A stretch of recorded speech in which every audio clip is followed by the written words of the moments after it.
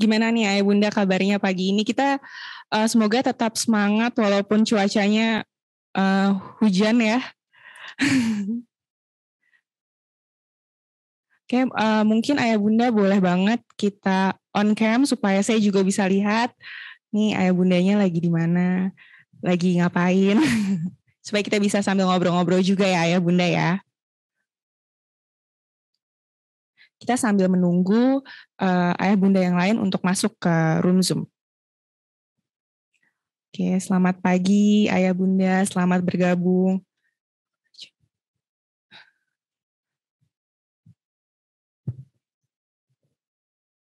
Kenapa?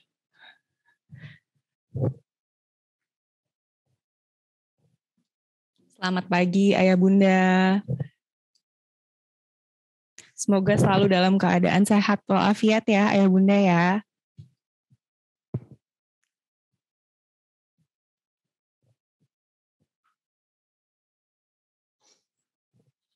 Kita sambil menunggu Ayah dan Bunda yang lain untuk masuk ke room Zoom ya.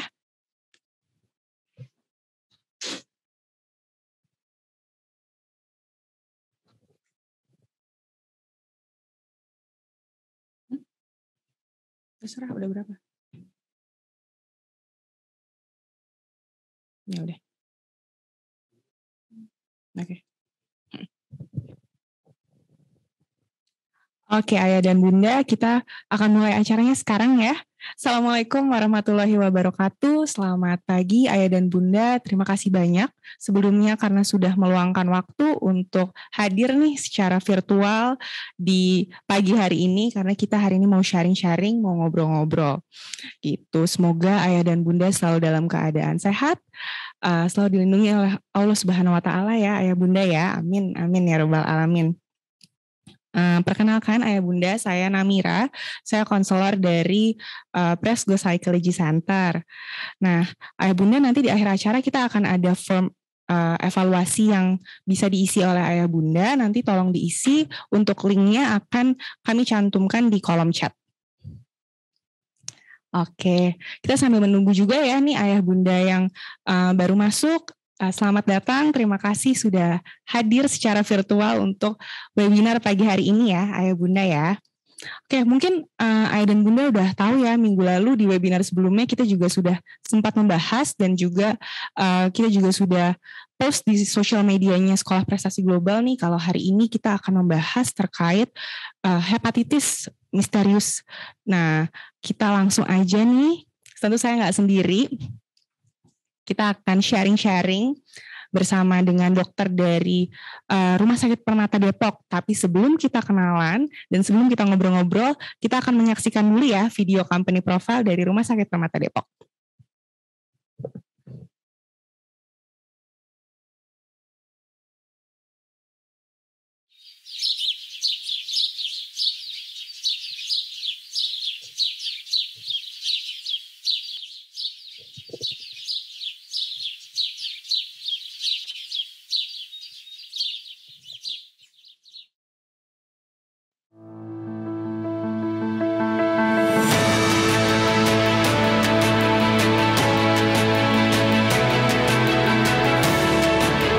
Selamat datang di Rumah Sakit Permata Depok. Rumah sakit swasta terkemuka terletak strategis di kawasan Sawangan Depok, berakreditasi paripurna.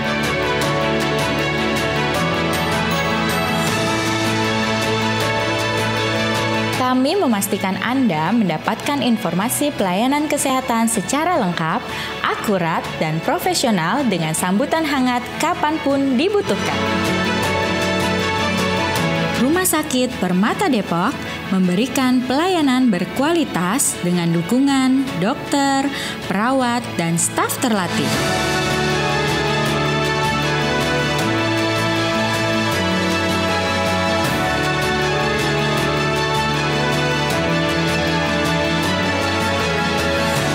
Rumah Sakit Permata Depok dilengkapi teknologi medis yang canggih dan berstandar tinggi.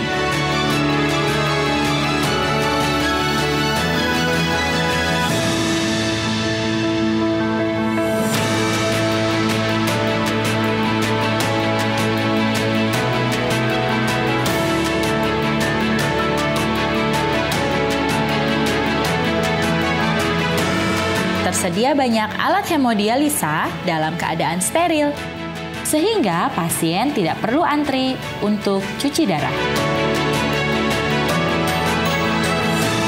Klinik kesuburan merupakan layanan yang menjadi harapan bagi pasangan suami istri. Kami, Rumah Sakit Permata Depok, memiliki layanan Smart IVF yang membantu mempersiapkan proses bayi tabung dengan harga terjangkau khusus bagi pasangan, sahabat permata yang mendambakan buah hati.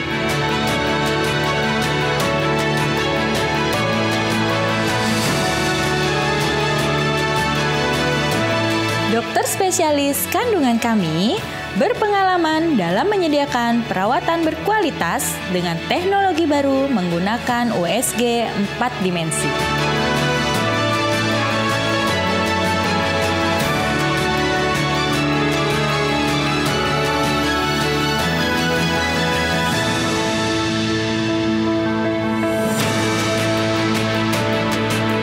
Menyusui menciptakan ikatan yang kuat antara bunda dan buah hati. Kami membantu bunda sejak persiapan hingga pemberian ASI dan MPASI dengan dokter laktasi tersertifikasi. Layanan unggulan fisioterapi tumbuh kembang kami fokus pada terapi wicara dan terapi fisik. Kami siap menemani ayah bunda dan berkomitmen membantu buah hati untuk mencapai potensinya.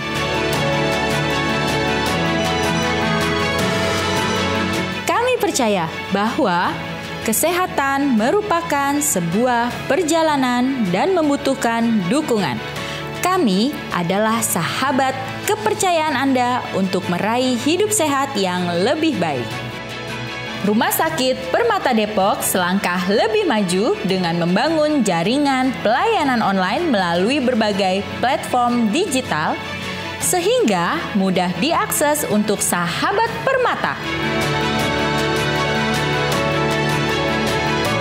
Demi kenyamanan pasien dan pelayanan prima, kami mendirikan gedung baru aneks pada September 2020. Kami berdedikasi memberikan Anda layanan kesehatan berkualitas dengan berbagai rangkaian fasilitas yang lengkap. Rumah Sakit Permata Depok, sahabat kesehatan keluarga Anda.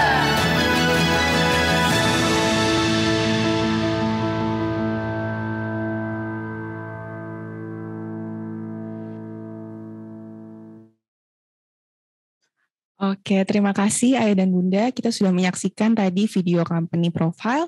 Nah, tadi yang saya sudah bilang bahwa hari ini tentu saya nggak sendiri nih.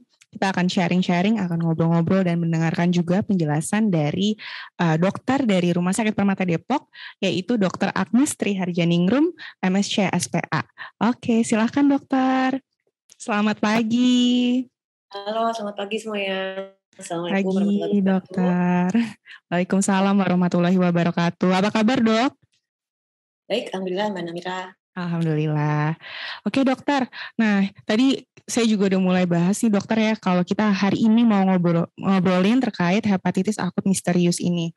Nah, banyak juga mungkin dari ayah bunda yang masih bingung dan clueless juga gitu ya. Ini tuh apa sih? Dan karena katanya kan menyerang ke anak ya, banyak yang menyerang anak gitu, dokter. Nah, jadi kita hari ini mau ngobrol-ngobrol terkait itu ya, dok ya? Boleh banget. Ya, lagi ending ya. Udah nggak terlalu sih. Ada cacar monyet juga. Oke, dokter, silahkan. Saya langsung share screen nih. Iya, silahkan, boleh dokter. Oh, oke. Saya share. Nah.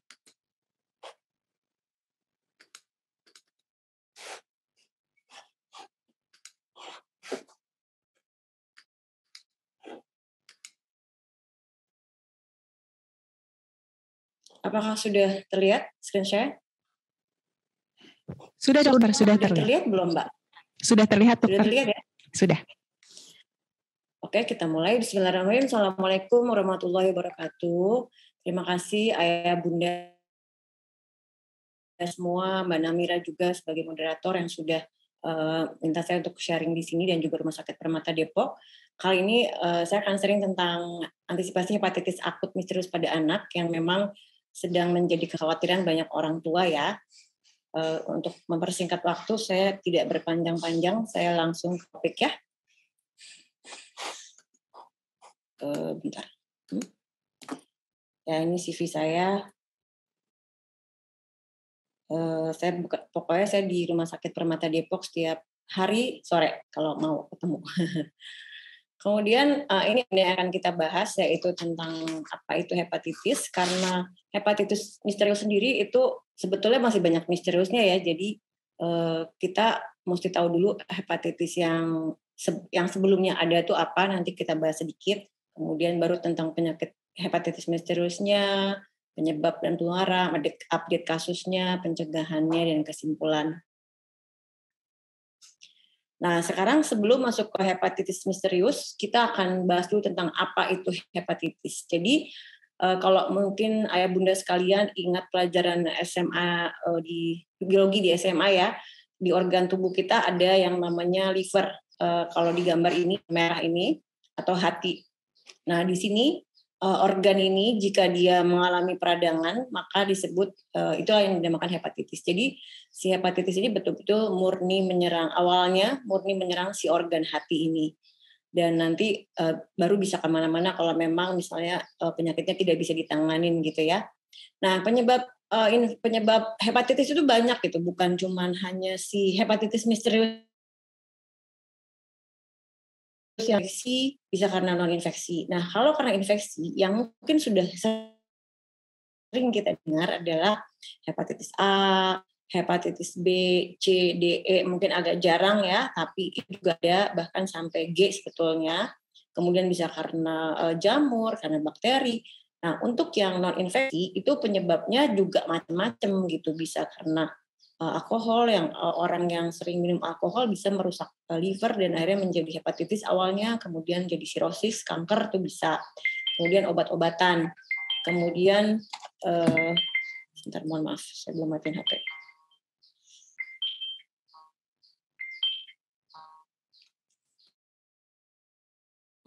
Kemudian juga karena autoimun, karena racun, karena gangguan metabolik, karena fungsi hati itu sendiri kan sebagai kayak penyaring toksin gitu, penyaring racun-racun. Jadi kalau misalnya dia terganggu, otomatis nanti bisa kemana-mana gitu. Kemudian kita bahas dulu tentang hepatitis A yang mungkin Anda semua juga sudah sering dengar. Mungkin kalau warga Depok pernah ingat 2 tahun lalu, 2 atau 3 tahun lalu sebelum pandemi pokoknya, itu pernah heboh juga wabah hepatitis A itu maksudnya kasusnya lumayan banyak banget, sampai rumah sakit se-Depok tuh penuh, kemudian bahkan ada yang meninggal karena hepatitisnya A-nya jadi berat gitu ya. Kebetulan saya juga menangani satu yang berat, jadi saya ingat banget gitu. Jadi hepatitis A ini tentu saja disebabkan oleh virus hepatitis A. Nah, penularannya sebetulnya agak mirip dengan si hepatitis misterius ini, itu oral fekal. Nanti kita bahas lebih lanjut tentang oral fekal. Nah, terutama lagi si hepatitis A ini menurut CDC seringnya terjadi di daerah yang sanitasinya rendah, karena memang fekal oral itu artinya air yang terkontaminasi, tinja yang terkontaminasi. Jadi kalau misalnya memang jorok airnya, kumannya banyak tersebar ya, disitulah sering terjadi. Seperti yang waktu wabah di Depok dulu itu kebanyakan anak yang di pesantren, maksudnya karena belum tentu pesantren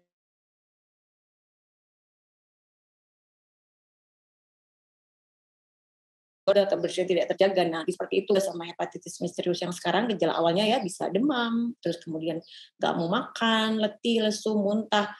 Nah, yang si hepatitis A ini biasanya anak-anak kelihatan banget.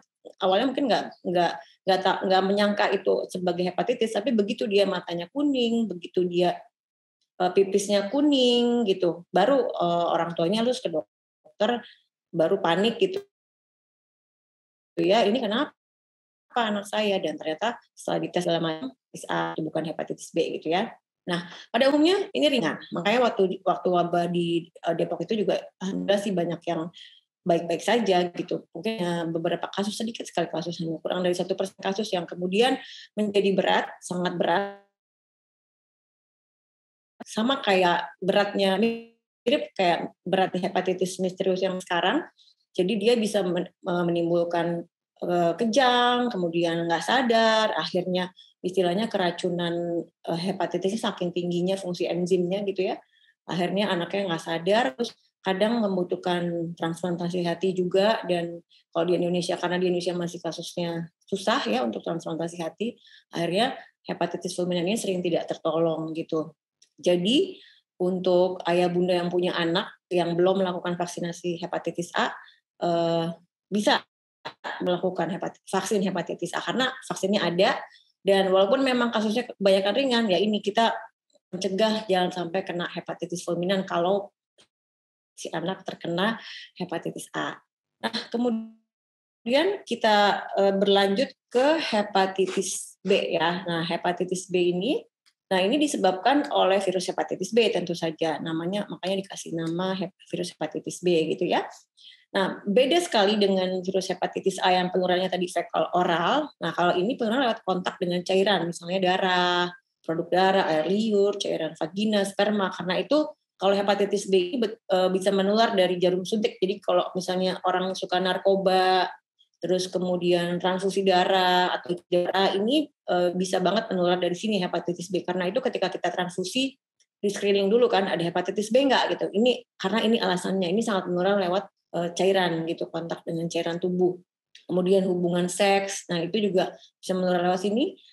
Jadi kalau misalnya alat ukur, tindik, tato itu juga bisa. Jadi hati-hati banget buat bapak-bapak mungkin ya. Karena kan kalau alat ukur tuh kita kadang sering jadi ada luka gitu. Nah kalau misalnya sebelumnya sudah dipakai oleh orang lain, kemudian yang paling fatal adalah kalau menular dari ibu hamil ke anak, namanya transmisi vertikal. Nah ini kalau ibunya hepatitis B-nya positif, nanti biasanya ibu-ibu hamil tuh akan dicek kan begitu mau melahirkan pasti di screeningnya positif atau negatif. Kalau dia positif, nah pasti nakesnya akan buru-buru mencari nama imunoglobulin hepatitis B gitu ya, buat mencegah supaya si anak ini tidak terkena hepatitis B gitu. Jadi 12 jam harus langsung disuntikan. Kalau lebih dari 12 jam nanti resikonya akan semakin meningkat gitu. Tapi kalau disuntik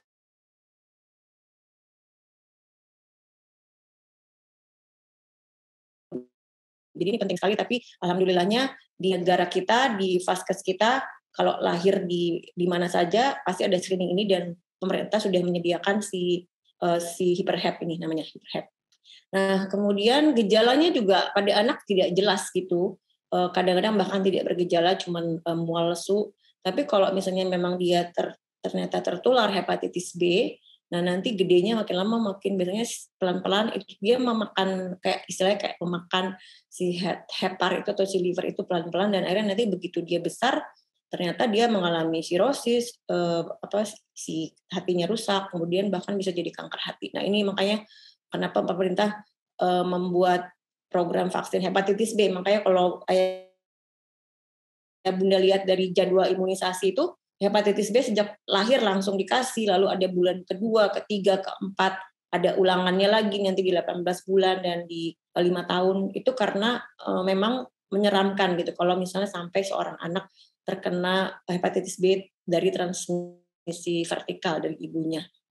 Jadi sangat penting mencegah hepatitis B ini dengan vaksinasi hepatitis B yang sudah sangat banyak ada sekarang. Oke, nah bagaimana dengan hepatitis C dan hepatitis D dan E? Ini yang ada ya, sebagai gambaran secara umum saja. Sebetulnya kalau hepatitis C dia jadi bisa lewat cairan, lewat transfusi dan lain-lain. Awalnya ringan, bisa jadi kronis juga lama-lama, tapi sayangnya belum ada vaksinnya. Kemudian kalau virus hepatitis D ini juga biasanya bersamaan dengan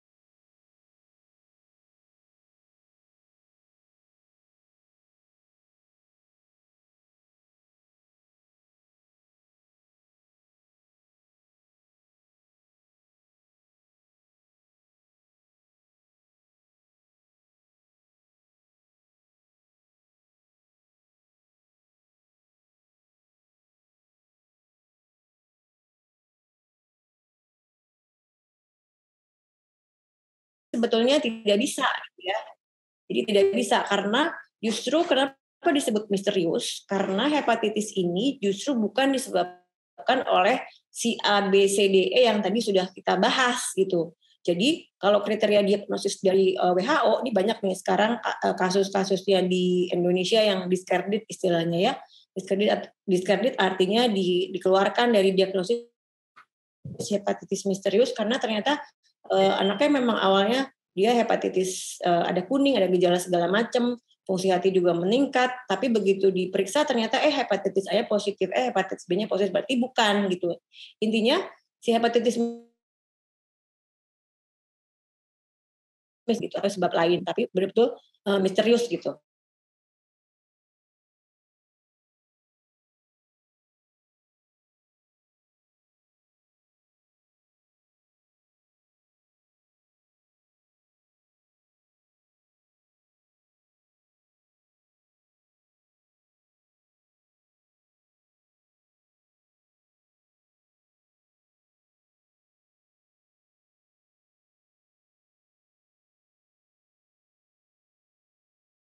Ya, tapi kemungkinan besar katanya virus tipe 41.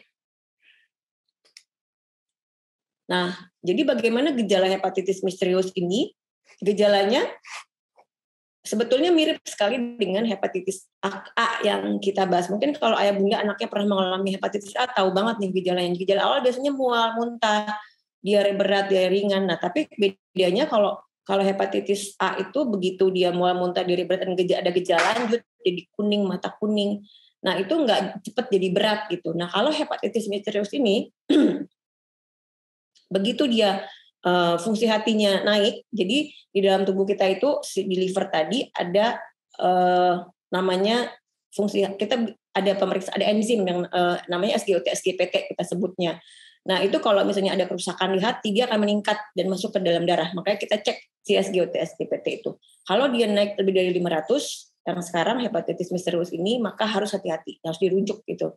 Kalau hepatitis A kan tidak perlu, karena bedanya dengan hepatitis misterius ini, begitu dia bergejala lanjut, itu jeleknya cepat gitu. Tiba-tiba nanti dia bisa kejang dan turun kesadaran, dan dari 10% kasus itu dia harus ditransplantasi hati kalau di luar negeri ya.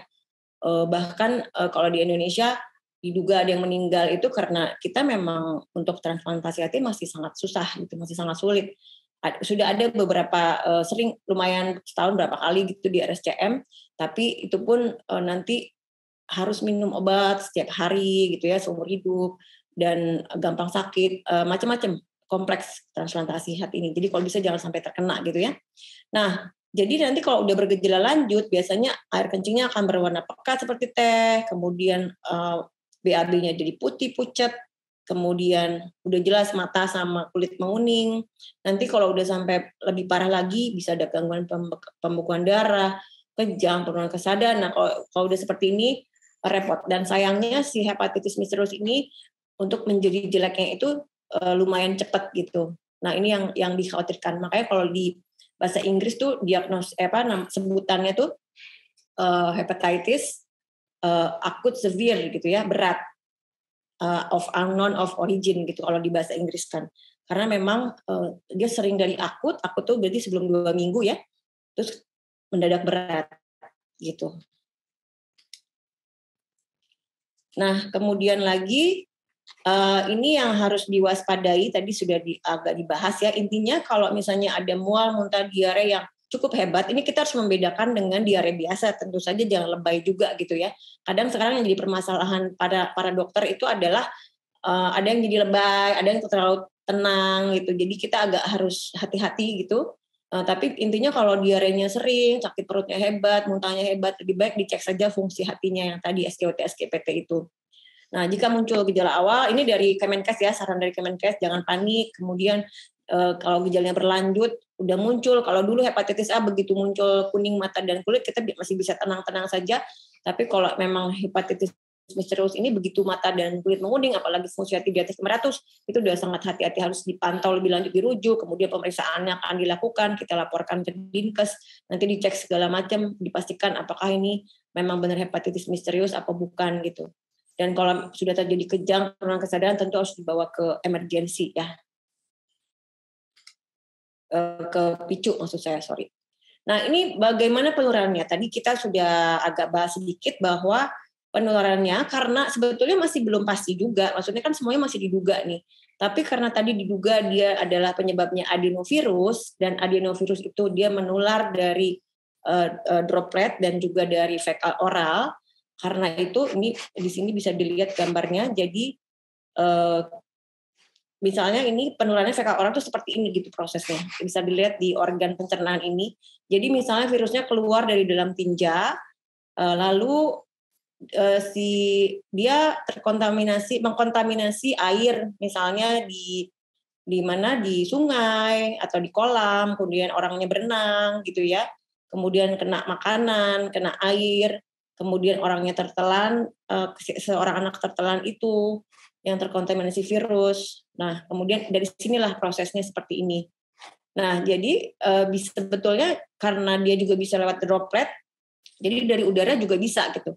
Jadi ini yang sekarang diduga gitu, walaupun memang belum pasti juga, ini belum 100% juga ya, baru dugaan juga. Cuman karena memang tadi diduganya si adenovirus, jadi dia bisa droplet dan juga bisa fekal oral. Jadi jangan lupa untuk cuci tangan, kemudian tinja terutama popok, jangan lupa harus rajin diganti. Nanti kita bahas lebih lanjut ya. Nah, ini dia. Fekal oral itu prosesnya seperti ini. Jadi ini kalau gambarnya cukup jelas di sini ya, kalau ada orang BAB.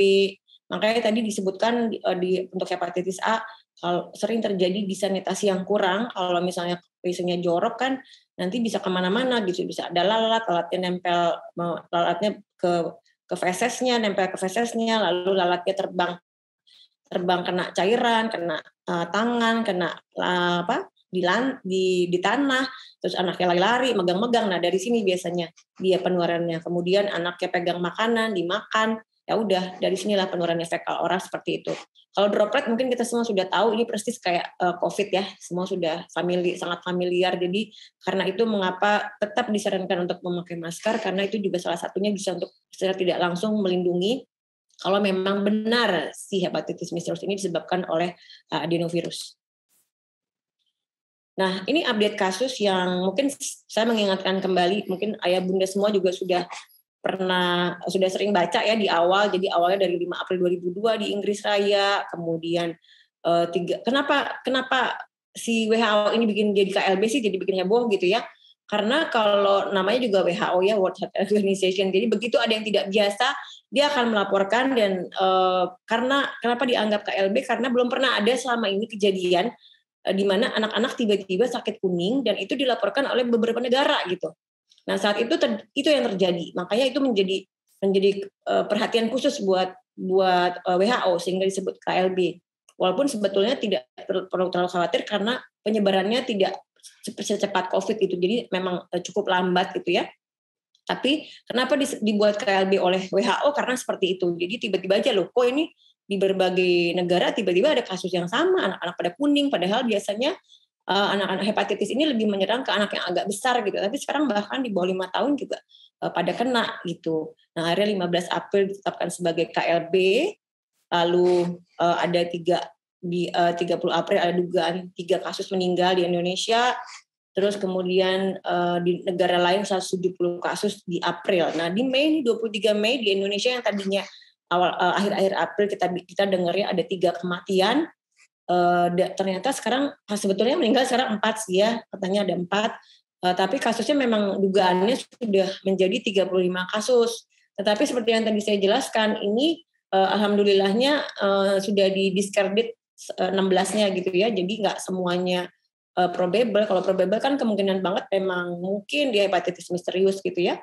Nah, 15 ini yang pending classification ini, itu yang sedang diperiksa-periksa apakah ada ABCDE. Nah, sebenarnya baru satu kasus yang betul-betul murni ternyata bukan ABCDE. Nah, ini yang diduga sekali dia adalah hepatitis misterius. Jadi walaupun kesannya banyak 35 kasus, tapi kita harus hati-hati juga bacanya karena ternyata sebetulnya yang 19 sudah discarded, yang kasus probable cuma 1, tinggal nunggu yang pending classification. Jadi dari April ke Mei kalau ngelihat COVID kan dulu cepat sekali, ini insya Allah nggak secepat COVID. Jadi walaupun mungkin bisa jadi pandemi tadi, tapi mudah-mudahan tidak separah COVID gitu ya. Mudah-mudahan bahkan tidak sampai jadi pandemi.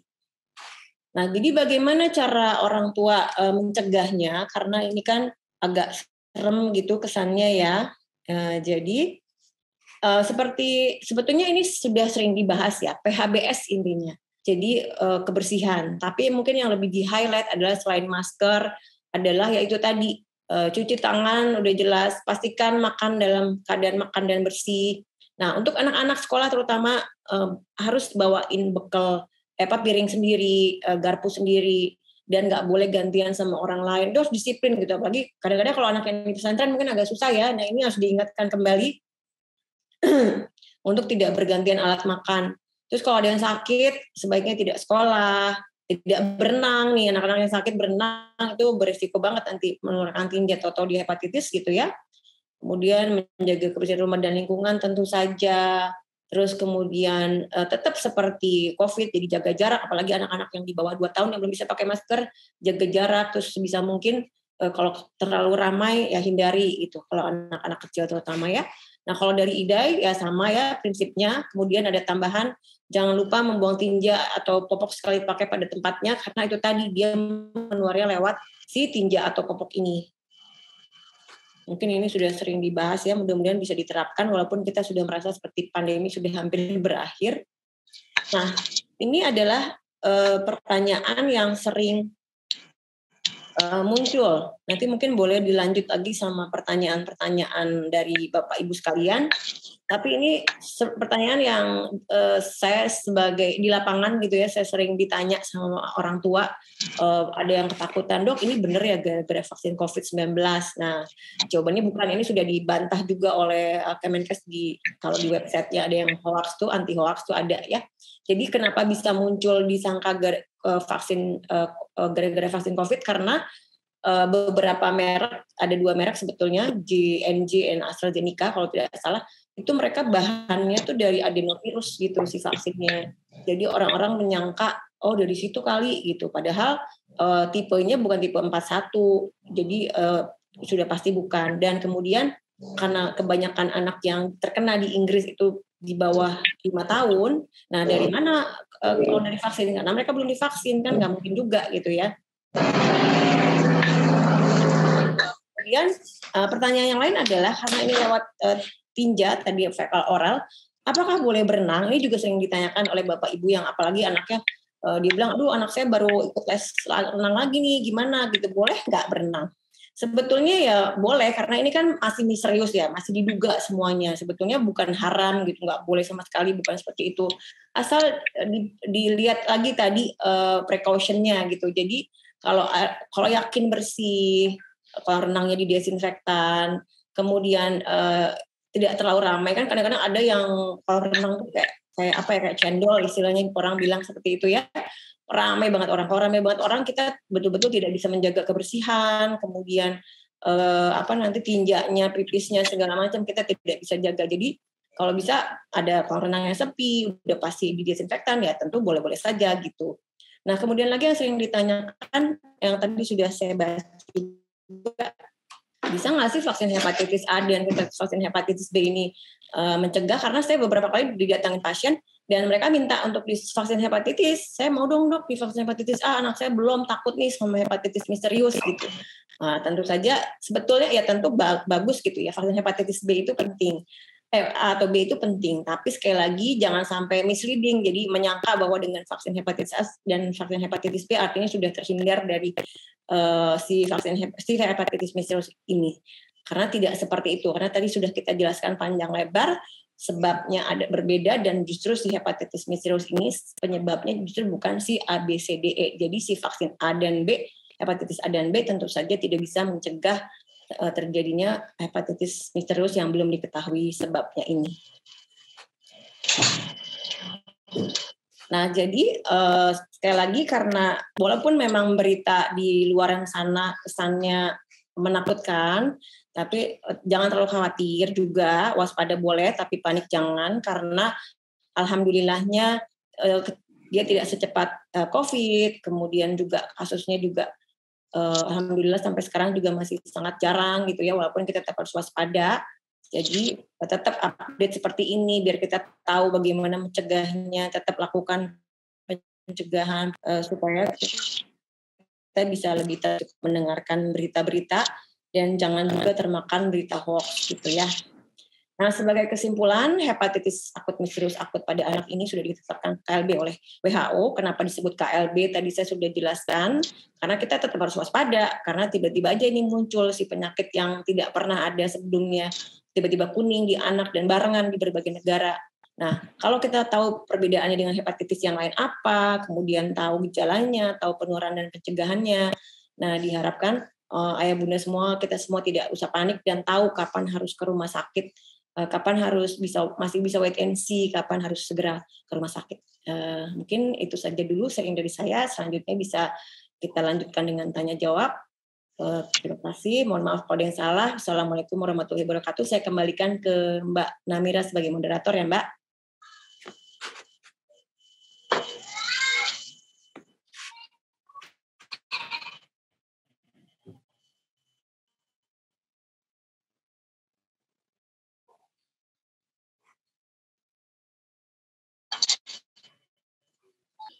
Mbak Namira, suaranya nggak kedengeran, Mbak. Suaranya Mbak Namira nggak kedengeran ya?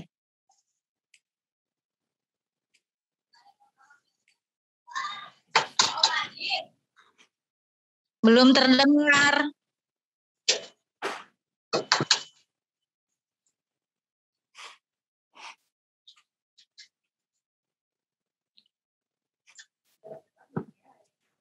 Nggak kedengeran. Masih belum terdengar.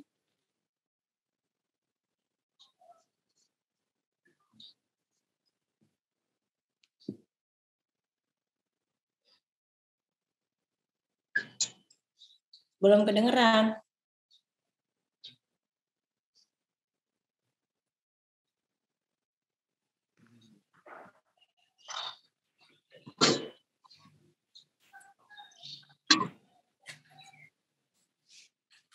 Halo, belum kedengeran, Mbak? Belum, Bu Namira. Sudah terdengar? Sudah. Maaf, Tapi kecil ya suaranya?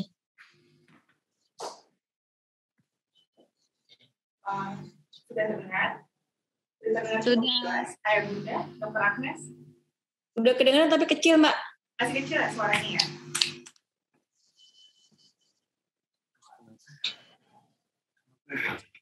Mohon maaf atas kendalanya ya, Ayah Bunda dan Dr. Agnes. Saya coba berbicara saja, semoga cukup terdengar.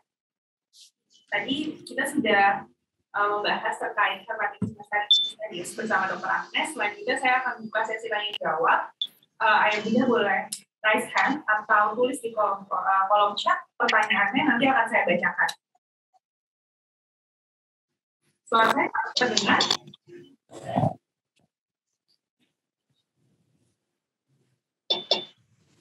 Udah terdengar, Mbak, cuman agak putus-putus aja. Bagi ayah bunda yang ingin bertanya boleh raise hand ya, atau tulis pertanyaannya di kolom chat, nanti akan saya bacakan.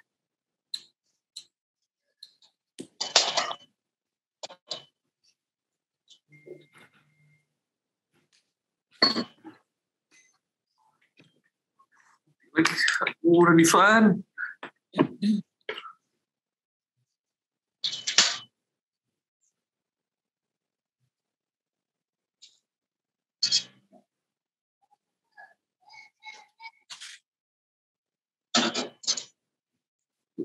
Oke, Dr. Agnes, saya izin membacakan pertanyaan ya. Ya. Selain kebersihan tangan, Dok, tambahan vitamin apa yang tepat untuk mencegah hepatitis akut misterius ini? Ya, baik. Terima kasih untuk pertanyaannya. Jadi ini juga lumayan sering ditanyakan, terutama salah satunya ada tuh namanya kurkuma ya. Kalau ayah mau tahu, itu banyak ditanyakan, benar nggak sih kurkuma bisa mencegah hepatitis gitu? Karena kan dia itu kunyit ya, kalau bahasa kitanya rimpang namanya kunyit. Nah, seperti itu, atau vitamin yang lain apa sebetulnya yang bisa. Yang pertama prinsipnya adalah untuk seorang anak, kalau dia anaknya yang sehat, gizinya baik, kan kalau anak tuh kita mesti lihat dulu ini anak gizi baik, gizi kurang, gizi buruk, atau obes. Nah, hati-hati ini mesti dibedakan. Kalau dia obes, kadang-kadang dia penyerapannya terganggu pada beberapa vitamin, jadi mungkin perlu suplementasi supaya imunitasnya lebih bagus. Terus kemudian kalau dia makannya sudah bagus, sudah bervariasi, ada sayur, buah, protein, susu, semua lengkap, sebetulnya dengan kebutuhan daily, itu sudah cukup membangun imunitas dia sehari-hari. Tapi yang sering tidak ada adalah vitamin D. Jadi makanya kita disuruh berjemur gitu. Kalau tidak berjemur, kasih suplementasi vitamin D. Itu yang kurang dari makanan. Jadi itu boleh ditambahkan. Hampir sama kayak pas COVID gitu ya. Nah, kemudian juga jangan lupa untuk anak yang ayah bunda yang punya anak-anak kecil, kalau bulan Februari Agustus ada pembagian vitamin A, nah itu juga yang suka kurang, jadi itu yang perlu juga ditambahkan. Kemudian zat besi, terutama untuk anak di bawah 2 tahun dan remaja. Karena kalau semua tadi itu kurang, anaknya tentu imunitasnya akan lebih buruk dan lebih gampang terkena penyakit apapun sebetulnya, bukan cuma hepatitis gitu ya. Jadi tolong dipastikan anak-anak ini apalagi kalau anak yang picky, hati-hati. Kadang-kadang saya sering banget dapat pasien yang makannya cuma mau nasi sama telur gitu, nggak mau sayur buah atau nasi kecap. Nah, itu hati-hati, itu perlu dilengkapin tuh yang berbagai vitamin yang tadinya. Mungkin dia perlu multivitamin atau dia perlu vitamin D, C, dan lain sebagainya, bisa dikonsulkan case per case gitu ya. Nah, tapi secara umum seperti itu. Kemudian bagaimana tadi dengan kurkuma. Nah, kurkuma itu sebetulnya dia kan obat tradisional ya. Kita harus bedakan antara obat tradisional dan obat kedokteran gitu ya, obat obat modern atau dalam tanda kutip gitu ya kita bilangnya. Nah, kalau obat tradisional sebetulnya itu juga dibagi-bagi lagi gitu ya. Ada obat yang obat tradisional, ada obat fitofarmaka. Nah, yang fitofarmaka ini mereka sudah dicek lumayan gitu, sudah diteliti seperti obat modern gitu ya. Tapi intinya obat tradisional adalah obat yang turun-temurun dipercaya bahwa dia bisa menyembuhkan. Si kurkuma ini memang bisa sebagai antioksidan, antiinflamasi, banyak sekali manfaatnya. Jadi sebetulnya ya boleh-boleh saja, tapi masalahnya kalau dalam dunia kedokteran itu harus sebuah obat untuk menjadi dikonsumsi manusia, apalagi seorang anak, itu prosesnya panjang gitu ya.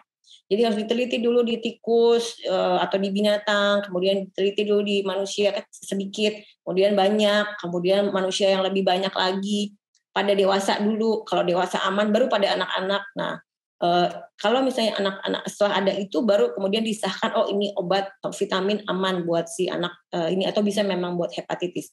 Nah, jadi kalau untuk secara obat tradisional untuk tadi sebagai antioksidan, antiinflamasi, mau karena kurkuma ya sebetulnya boleh-boleh saja, tapi permasalahannya kalau untuk khusus hepatitis misterius ini karena penyebabnya sendiri belum kita ketahui, kemudian juga apalagi obatnya gitu ya belum ada gitu, jadi kita nggak tahu dosisnya berapa si kurkumanya, untuk dewasa gimana, untuk anak gimana, itu belum ada penelitiannya. Jadi kalau spesifik untuk hepatitis misterius tentu saja belum ada gitu. Tapi kalau untuk sebagai obat tradisional untuk mencegah untuk imunitas, antioksidan, ya boleh-boleh saja selama yakin bahwa itu tidak ada tambahan obat yang berbahaya. Kadang-kadang obat tradisional juga ditambahin steroid gitu ya, dan dosisnya juga harus jangan sampai berlebihan. Mungkin itu ya jawaban saya. Agnes, pertanyaannya nih, jawabannya. Selanjutnya ada pertanyaan lagi nih dok dari kolom komen, saya izin bacakan ya.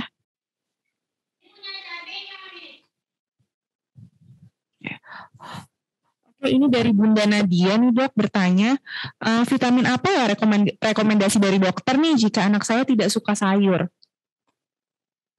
Tidak suka sayur. Oke.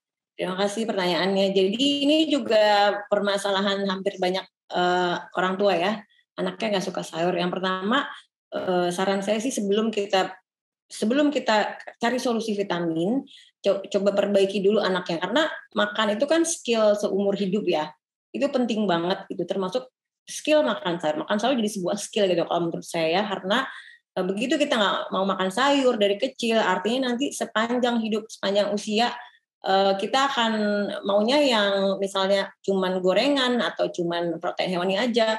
nanti kita akan gampang terkena penyakit metabolik gitu yang kayak kolesterol, jantung seperti itu.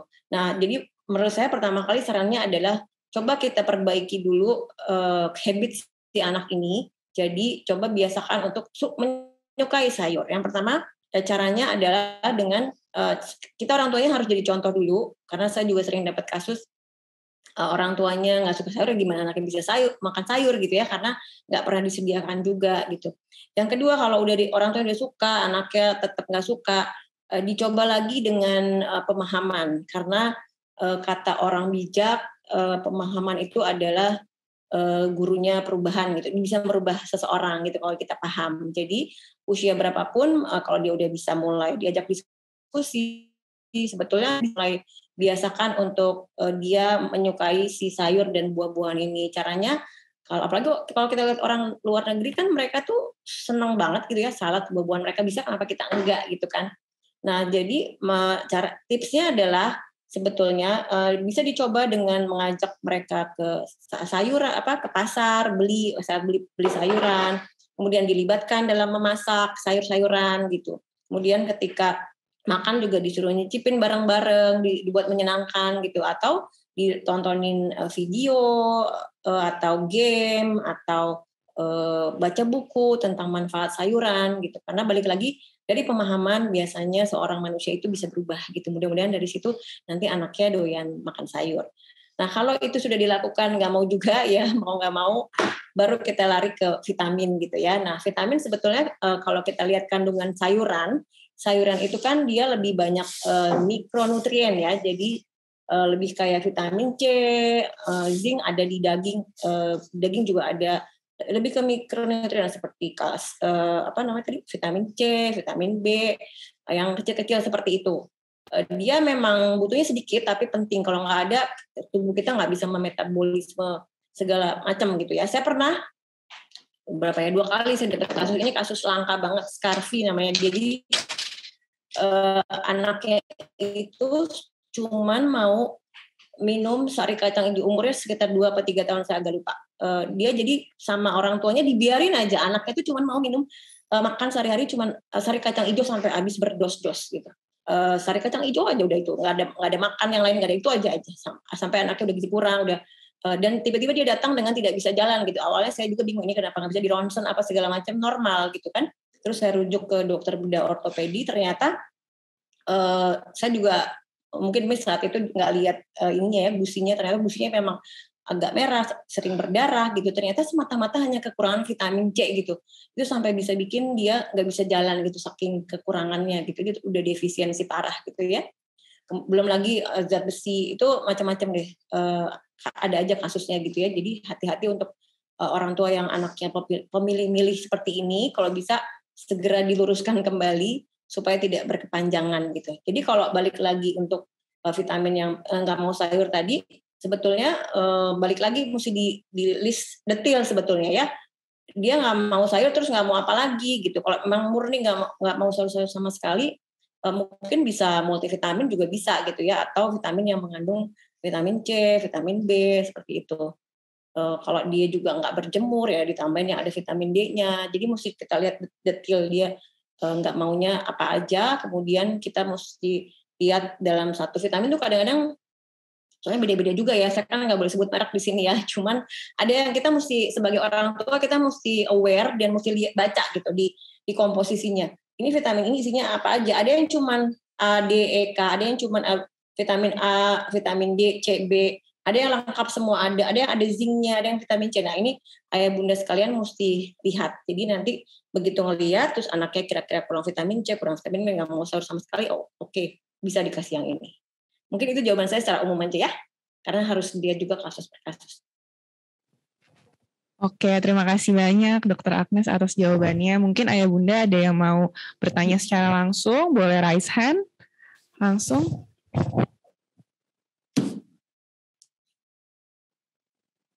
Oke, kalau gitu Dr. Agnes, aku izin membacakan lagi pertanyaan terakhir dari form pendaftaran ya. Oke, jadi ada yang bertanya nih dokter, apakah bisa disembuhkan dan bagaimana penanganannya terkait hepatitis misterius ini? Karena saya khawatir punya anak yang masih suka emut jari di usia yang hampir 3 tahun. Gimana nih dokter? Ya baik, sebetulnya pencegahan terbaik adalah jangan sampai kena ya memang ya. Cuman kan nggak mungkin ya. Usaha kita ya tadi PHBS gitu. Tapi apakah ini bisa disembuhkan? Dari pengalaman yang di Inggris, di Eropa sana, insya Allah sih bisa ya, walaupun memang kalau misalnya jelek itu fatal, ada yang harus transplantasi hati sekitar persen kasus, tapi 80% kasusnya itu bisa kembali membaik lagi. Jadi nanti karena obatnya memang belum ditemukan, belum ada, bahkan penyebabnya aja belum tahu ya.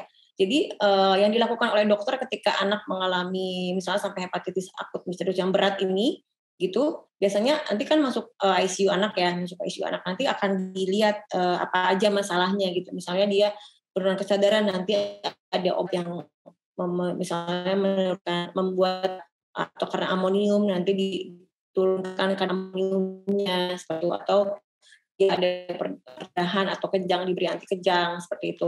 Intinya simptomatis sesuai gejala gitu. Jadi saat ini itu yang bisa diberikan. Memang ada di luar negeri yang katanya mesti pakai imunoglobulin atau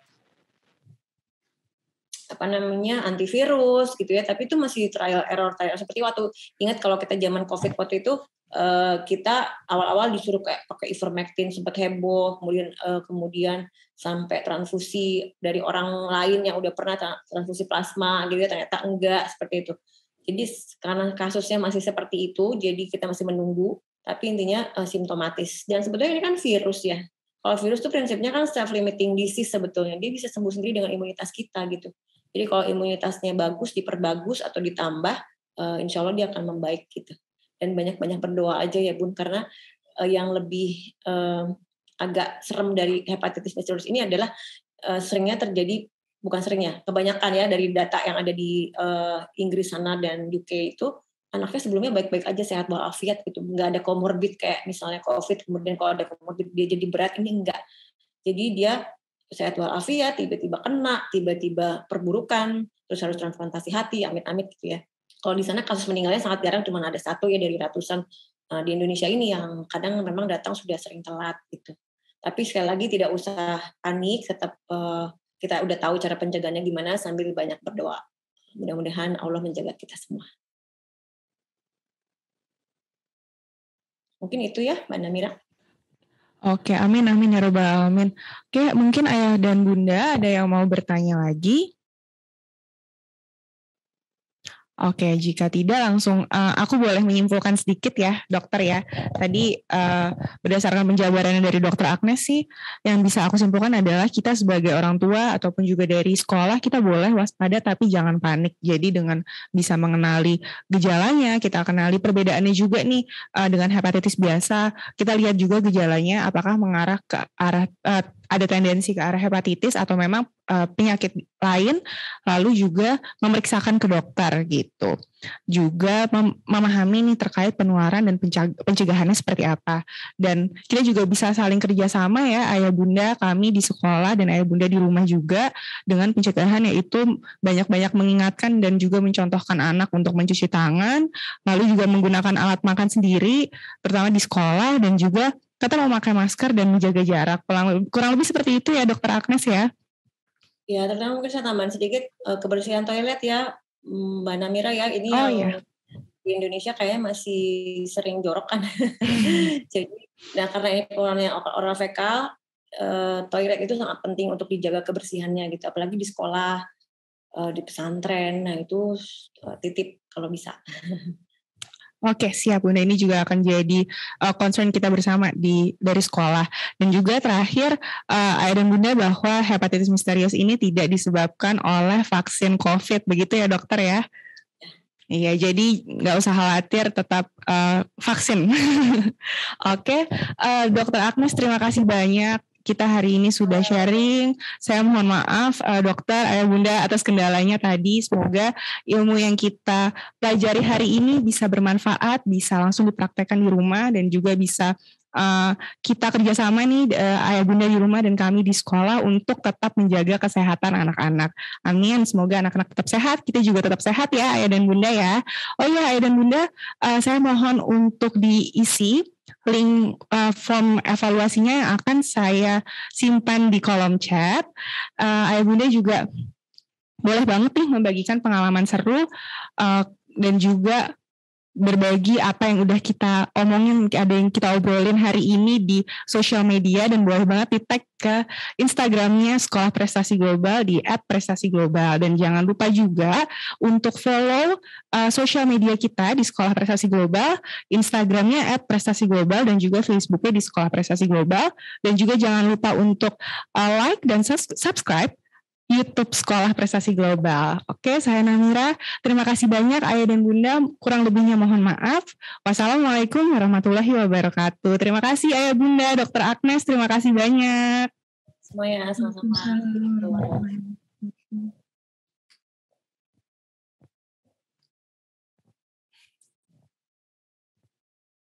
Izin Liv ya. Iya, silahkan dokter. Terima kasih dokter.